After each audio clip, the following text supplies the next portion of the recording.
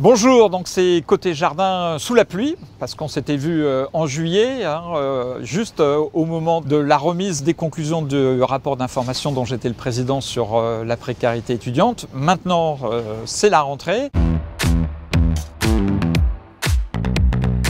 Je vous avais dit en juillet que j'étais malheureusement assez pessimiste sur les conditions de la rentrée et on voit bien que pendant l'été, le gouvernement n'a rien fait pour préparer cette nouvelle rentrée.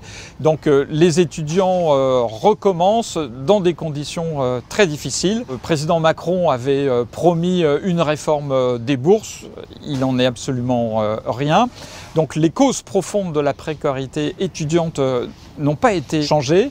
Il n'y a pas de proposition du gouvernement pour faire face à cette précarité et je crains que malheureusement on retrouve les mêmes scènes que l'an passé, c'est-à-dire des étudiants obligés de faire la queue devant les soupes populaires pour pouvoir se nourrir.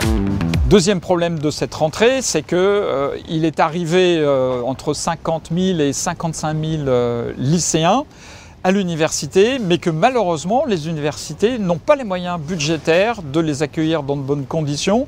Donc elles ont recours à des solutions comme par exemple n'accueillir que la moitié des étudiants dans les amphithéâtres et en demandant aux autres de suivre les cours à distance. Donc on voit très bien que ce qui est appelé maintenant le distanciel, il a été utilisé pour faire face à la pandémie et maintenant le distanciel il est utilisé pour faire face au manque de budget des universités. Tous les étudiants, les professeurs nous ont dit qu'on ne peut pas faire une bonne scolarité avec du distanciel. Il faut absolument trouver des moyens budgétaires pour que les universités puissent accueillir tout le monde physiquement dans les amphithéâtres. Troisième point, et non des moindres, il y a plusieurs écoles d'ingénieurs publics qui ont annoncé que dans les années à venir, elles allaient augmenter leurs frais d'inscription, sans doute de 3 fois, ce qui est extrêmement considérable. On passerait de 600 € à plus de 2000, 3000 €.